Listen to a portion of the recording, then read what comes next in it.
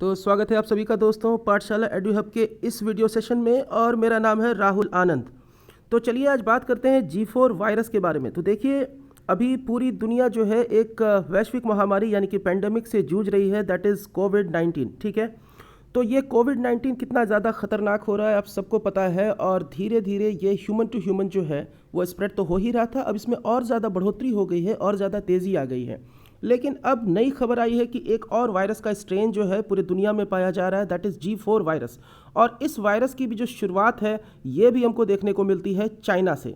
ठीक है, तो चलिए यहाँ पर शुरू करते हैं और जानते हैं G4 वायरस के बारे में और क्या ये आने वाले समय में एक वैश्विक महामारी यानी कि पेंडेमिक का रूप ले सकता है या नहीं ले सकता है और उसको लेकर के हम लोग क्या कर सकते हैं। इस वीडियो को लास्ट तक ज़रूर देखिएगा और अगर अच्छा लगे तो लाइक कीजिएगा, कमेंट कीजिएगा, शेयर कीजिएगा। तो चलिए दोस्तों शुरू करते हैं। तो देखिए G4 जो है ये अगर इसे जेनेटिकली देखें तो ये जो डिसेंडेंट है ये डिसेंडेंट है H1N1 वायरस का। ये H1N1 वायरस आपको पता है 2009 में जो एक महामारी हुई थी दैट इज़ स्वाइन फ्लू, वहाँ पर जो वायरस था वो था H1N1 और ये जो G4 है ये इसी का एक जेनेटिकली मॉडिफाइड रूप है यानी कि इसी का एक जेनेटिक डिसेंडेंट है। अब अगर इस डिज़ीज़ की बात करें, इस बीमारी की बात करें तो बहुत सारे स्टडीज़ हैं जो दुनिया में हो रहे हैं और इन सारे स्टडीज़ का ये मानना है कि ये जो वायरस है ये आने वाले समय में, अभी नहीं बल्कि आने वाले समय में क्या कर सकता है, तो एक वैश्विक महामारी यानी कि एक पेंडेमिक को, नए पेंडेमिक को जन्म दे सकता है। लेकिन अच्छी खबर ये है कि अभी तक इस वायरस का जो स्प्रेड है यानी कि इस वायरस का जो फैलने का जो प्रोसेस है ये ह्यूमन टू ह्यूमन शुरू नहीं हुआ है। लेकिन अगर इस वायरस के पूरे रिपोर्ट के बारे में अगर हम देखें कि इस वायरस को लेकर के जो टेस्टिंग हुई है तो उससे ये सामने आता है कि देखिए चाइना में जो शानडोंग और हीबी प्रोविंसेस हैं, ठीक है, चाइना में जो शानडोंग और हीबी प्रोविंसेस है वहाँ पर 10% से ज़्यादा वैसे लोग जो पिगरीज में काम करते हैं यानी कि पिग फार्म में काम करते हैं, तो वैसे लोगों में 10% से ज़्यादा लोगों को जो है कि ये वायरस जो है ये इन्फेक्ट कर चुका है। और 2016 से लेकर 2018 तक के बीच में जो टेस्टिंग हुई है, जनरल पब्लिक टेस्टिंग जो हुई है चाइना के अंदर में इस वायरस को लेकर यानी कि H1N1 और उसके डिसेंडेंट G4 को लेकर, तो यहाँ पर पाया गया है कि 10% फार्म वर्कर्स और 4.4% जनरल पब्लिक को ये महामारी जो है ये हो चुकी है। अब देखिए यहाँ पे कि अगर इस G4 स्ट्रेन के बारे में बात करें तो इस G4 स्ट्रेन का जो एक ऑफिशियल नाम दिया गया है दैट इज़ H1N1 तो खैर पहले था, दैट इज़ पेंडेमिक, और 2009 में ये हुआ था H1N1। इस वायरस का नाम दिया गया है G4EA-H1N1। याद रखिएगा दोस्तों, G4 का जो ऑफिशियल नेम इसे प्रोवाइड किया गया है दैट इज़ G4EA-H1N1, जो ऐसा माना जा रहा है कि ह्यूमन रेस्पिरेटरी सिस्टम के थ्रू, ह्यूमन एयरवेज के थ्रू, ठीक है, ये किसी भी पर्सन में क्या कर सकता है, किसी भी पर्सन में ये जा सकता है, उसे इन्फेक्ट कर सकता है। और जैसा कि मैंने अभी बताया और इस स्लाइड में भी आप देख सकते हैं कि 2011 से लेकर के 2018 तक के बीच में 10 चाइनीज़ प्रोविंसेस में बहुत सारे स्टडीज़ जो हैं वो कंडक्ट किए गए हैं और रिसर्चर्स ने 338 ब्लड सैंपल्स जो है कि कलेक्ट किया है 15 पिग फार्म से, जहां पर लोग पिगरीज में, पिग फार्म में काम करते हैं, और 230 लोगों के सैंपल को भी कलेक्ट किया गया है बहुत सारे हाउस होल्ड से। तो देखिए यहाँ पर कहीं ना कहीं ये डर ज़रूर बना हुआ है कि कहीं ये नेक्स्ट कोरोना वायरस यानी कि ये नेक्स्ट कोविड-19 ना हो जाए। अब देखिए ज़्यादातर ये जो G4E1H1N1 वायरस है, ठीक है, ये ज़्यादातर जो है कि कैसे फैलेगा, मतलब कि इस चीज़ को लेकर के जो बात कही जा रही है कि इसका ट्रांसमिशन कैसे हो सकता है, तो देखिए ये ज़्यादातर एरोजोल ट्रांसमिशन होगा, यानी कि मैंने जैसा बताया कि ये रेस्पिरेटरी ट्रैक्ट के थ्रू जो है ये ट्रांसमिट हो सकता है। और इसके क्लिनिकल सिम्टम्स के बारे में जो बात की जा रही है कि क्या हो सकता है उसके बाद, तो देखिए सर्दी, खांसी, ठीक है, और मैक्सिमम वेट लॉस होगा, यानी कि जिसको भी ये इन्फेक्ट करता है, किसी भी मैमल्स को, मैं ह्यूमंस की सिर्फ बात नहीं कर रहा हूँ, किसी भी मैमल्स को अगर ये वायरस इन्फेक्ट करता है तो उसके पूरे बॉडी मास में तकरीबन 7.3 से 9.8% की जो है कि गिरावट देखी जाएगी उसके पूरे बॉडी मास में। ठीक है, अब देखिए ज़्यादातर जो इन्फेक्ट होने वाले लोग हैं, ठीक है, ज़्यादातर जो इन्फेक्ट होने वाले लोग हैं जिसमें बहुत ज़्यादा ये पाया जा रहा है, ऐसा स्टडीज़ के द्वारा बताया जा रहा है, तो वैसे लोग 18 से लेकर के 35 साल की उम्र तक के हैं। ठीक है, जिनके टेस्ट होने के बाद ये पता लगा है कि 20% जो है कि वो पॉजिटिव हैं।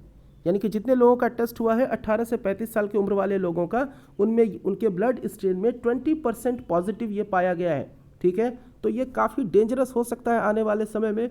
और देखिए, अगर हम बात करें 2009, ठीक है, अगर हम बात करें 2009 के H1N1 फ्लू के बारे में या H1N1 स्वाइन फ्लू के बारे में, तो देखिए वहाँ पर जो फैटेलिटी रेट थी, यानी कि मृत्यु दर जो थी वहाँ पर, वो काफ़ी कम थी, 0.02%। लेकिन फिर भी एक पेंडेमिक जो होता है वो काफ़ी डेंजरस हो जाता है जब ये कम्प्लीटली कम्युनिकेबल हो जाता है, जब ये पर्सन टू पर्सन फैलने लगता है, तो ये काफ़ी डेंजरस हो जाता है। और देखें, आंकड़े की बात करें तो 2,85,000 लोग जो है ये 2009 के स्वाइन फ्लू पेंडेमिक से मारे गए थे, यानी कि मर गए थे।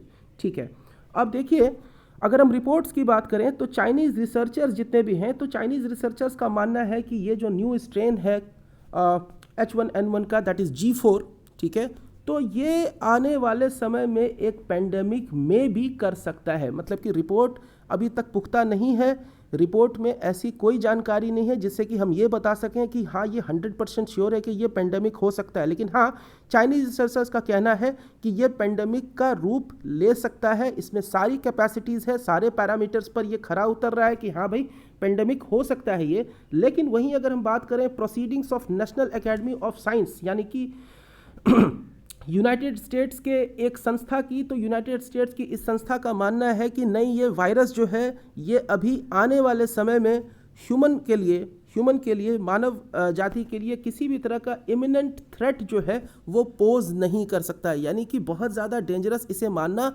अभी सही नहीं होगा।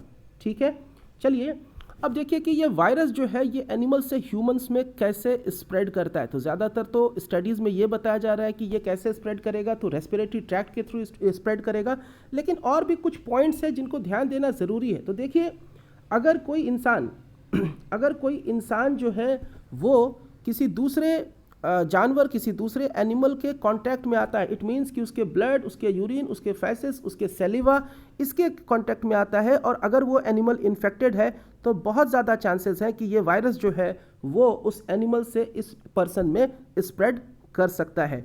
ज़्यादातर स्लॉटर हाउसेज में काम करने वाले जितने भी लोग हैं वहाँ पर ह्यूमन एनिमल इंटरेक्शन जो है कि वो बहुत ज़्यादा होता है, और यहाँ पर भी एक चांस बनता है कि ये एनिमल टू ह्यूमन जो है कि ये स्प्रेड कर सकता है। बात करें अगर इंसेक्ट्स की, तो हम लोगों को पहले से पता है कि इंसेक्ट्स क्या होते हैं। तो इंसेक्ट्स जो हैं वो ज़्यादातर वेक्टर्स होते हैं। सिर्फ वायरस की ही बात नहीं, बहुत सारे ऐसे पैथोजेंस होते हैं जिनको कैरी करने का काम कौन करता है, तो इंसेक्ट करता है, और इंसेक्ट सबसे बड़ा वेक्टर है। तो इस वायरस के भी केस में अगर आप देखें तो इंसेक्ट्स जो हैं इस वायरस को स्प्रेड कर सकते हैं। यानी कि हमें पर्सनल हाइजीन से लेके कम्युनिटी हाइजीन तक जो है हर कुछ मेंटेन रखना पड़ेगा। ठीक है, और देखिए ये जो अभी पेंडेमिक चल रहा है, यानी कि कोविड-19 जिससे हम सब जूझ रहे हैं, ठीक है, तो ये क्यों हुआ था? आप सब ने देखा था कि वुहान प्रोविंस में क्या हुआ, और वहाँ पर कितने अनहाइजीनिक कंडीशन में स्लॉटर हाउस खोले गए थे, वहाँ पर एनिमल ह्यूमन इंटरेक्शन किस तरह से था, और बहुत बड़े लेवल पर कंटेमिनेशन हो रहा था। इस वजह से ये डिजीज़ कोविड-19 आज हम देख सकते हैं कि पूरे दुनिया में फैल चुका है। तो यहाँ पे अगर हम डिजीज़ के स्प्रेड की बात करें तो ये ध्यान रखना पड़ेगा कि personal hygiene, community hygiene, slaughter houses में काम करने वाले जितने भी लोग हैं उनके ऊपर कंप्लीटली ध्यान दिया जाए। यानी कि किसी भी तरह के अनहाइजीनिक कंडीशन को थोड़ा साइड रखा जाए। ठीक है, किसी भी अनहाइजीनिक कंडीशन को थोड़ा साइड रखा जाए, और साथ ही साथ रेगुलर टेस्टिंग होनी चाहिए ऐसे लोगों की जो स्लॉटर हाउसेज में काम करते हैं, ताकि अगर किसी को ये वायरस इन्फेक्ट करता भी है तो प्रीलिमिनरी स्टेज में, यानी कि शुरुआती स्टेज में ही इसका पता लगाया जा सके। ठीक है दोस्तों, आगे बढ़ते हैं कि भारत पर इसका असर क्या हो सकता है, इम्पैक्ट ऑन इंडिया, कि भारत के ऊपर इसका असर क्या हो सकता है। तो देखिए इस स्लाइड में आपको दिखाई पड़ेगा कि भारत के कुछ राज्य हैं जैसे महाराष्ट्र, गुजरात, राजस्थान, दिल्ली और तमिलनाडु। ये 5 राज्य ऐसे हैं जहां पर अभी कोविड-19 का केस भी जो है कि बहुत ज़्यादा पाया गया है। और अगर बात करें 2009 के H1N1 फ्लू की, तो ये H1N1 फ्लू का भी जो है इंडिया कनेक्शन आपको इन 5 राज्यों में दिखेगा। तो भारत को भी सतर्क रहने की ज़रूरत है क्योंकि कहीं ऐसा ना हो कि कोविड-19 की तरफ फिर और एक पेंडेमिक भारत में घर कर जाए और यहाँ पर जो है फिर लाखों लोगों की मृत्यु हो, जैसा कि अभी कोविड-19 से हो रहा है। ठीक है, आगे बढ़ते हैं। अगर हम 2009 के स्वाइन फ्लू की बात दोबारा से करें तो यहाँ पर देख सकते हैं कि किस तरह से अलग अलग सालों में, यानी कि 2009 के मई से लेकर के दिसंबर, और वहाँ से जो हम शुरू करें तो 2015 में जो डेथ थे वो किस तरह से हो रहे हैं। सबसे ज़्यादा डेथ 2010 में, सबसे ज़्यादा डेथ 2010 में, सबसे कम जो है वो 2011 में। लेकिन देखिए, सबसे कम और ज़्यादा वाली बात नहीं है, बात यहाँ पर यह है कि किसी भी पेंडेमिक को रोकना ये हमारी जिम्मेदारी है कि हम कैसे पर्सनल हाइजीन को मेंटेन करें, कैसे कम्युनिटी हाइजीन को मेंटेन करें, गवर्नमेंट के इंस्ट्रक्शंस को किस तरह से फॉलो करें, ताकि अनवांटेड अनडिजरेबल डेथ से खुद को प्रिवेंट किया जा सके, इस कंट्री को प्रिवेंट किया जा सके। तो इस वीडियो में दोस्तों इतना ही, मिलते हैं अगले वीडियो में। अगर अच्छा लगा होगा तो सब्सक्राइब ज़रूर कीजिएगा, लाइक ज़रूर कीजिएगा, कमेंट ज़रूर कीजिएगा और शेयर करना बिल्कुल मत भूलिएगा। तो चलिए, this is Rahul Anand signing off. Thank you.